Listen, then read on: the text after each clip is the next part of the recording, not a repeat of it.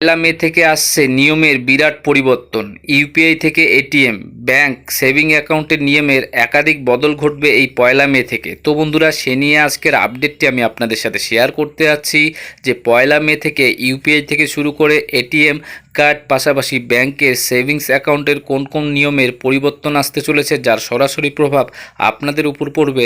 সমস্ত কিছু আপডেট আপনাদের জানাবো। তার আগে আপনাদের কাছে একটি রিকোয়েস্ট, যদি আপনারা এখনও পর্যন্ত আমাদের চ্যানেলটিকে সাবস্ক্রাইব করে না থাকেন তো চ্যানেলটিকে সাবস্ক্রাইব করে পাশে রাখবেন। ভিডিওটি ইনফরমেটিভ মনে হলে অবশ্যই প্রচুর লাইক শেয়ার করতে ভুলবেন না। 2025 সালের পয়লা মে থেকে দেশের সমস্ত বড় ব্যাংকগুলির সেভিংস অ্যাকাউন্ট থেকে শুরু করে কিছু গুরুত্বপূর্ণ নিয়মে পরিবর্তন আসতে চলেছে। এই নিয়মগুলি বিশেষ করে সাধারণ গ্রাহকদের ইউপিআই লেনদেন, এটিএম থেকে টাকা তোলা, ব্যাংকে ন্যূনতম ব্যালেন্স রাখার ক্ষেত্রে সরাসরি প্রভাব ফেলবে।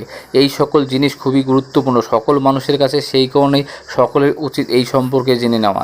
পয়লা মে থেকে বদলাবে ইউপিআই, এটিএম সহ ব্যাংকিং নিয়ম। নতুন নিয়মগুলির ফলে একদিকে যেমন বাড়বে স্বচ্ছতা, তেমনি অন্যদিকে কিছু ক্ষেত্রে ব্যয়ও বাড়তে পারে। তাই আগেভাগেই নিয়মগুলি জেনে নেওয়া অত্যন্ত জরুরি। 2025 সালের মে মাস থেকে অনেকেই ব্যাংকে ইউপিআই লেনদেনে কিছু নতুন নিয়ম চালু করেছে। প্রতিদিনের লেনদেনের সীমা 1 লক্ষ থেকে কমিয়ে 50,000 করা হতে পারে। নির্দিষ্ট সংখ্যার বেশি লেনদেনের পরে বাড়তি চার্জ লাগতে পারে।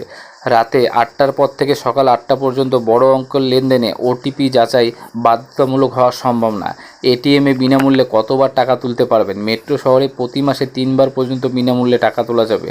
নন মেট্রো এলাকায় 5 বার পর্যন্ত ফ্রি লেনদেন থাকবে। অতিরিক্ত লেনদেনের জন্য প্রতিবার 20 টাকা প্লাস জিএসটি চার্জ দিতে হবে। আরও কিছু গুরুত্বপূর্ণ আপডেট, বেশিরভাগ ব্যাংকে রাত 10টা থেকে সকাল 6টা পর্যন্ত এটিএম পরিষেবা সীমিত থাকবে নিরাপত্তার কারণে। নতুন প্রজন্মের এটিএমে শুধুমাত্র কিউআর স্ক্যান করে টাকা তোলার সুবিধা আসতে চলেছে। ন্যূনতম ব্যালেন্স সংক্রান্ত বড় পরিবর্তন, আগে যেখানে 5,000 টাকা পর্যন্ত ব্যালেন্স রাখা যেত, এখন সেটা বাড়িয়ে 10,000 হতে পারে। যাদের অ্যাকাউন্টে এই ব্যালেন্স থাকবে না তাদের জন্য অতিরিক্ত চার্জ বসানো হবে 50 থেকে 75 টাকা প্রতি মাসে। আপনার করণীয় কি? আপনার ব্যাঙ্ক অ্যাকাউন্টের বর্তমান ব্যালেন্স চেক করে দেখুন।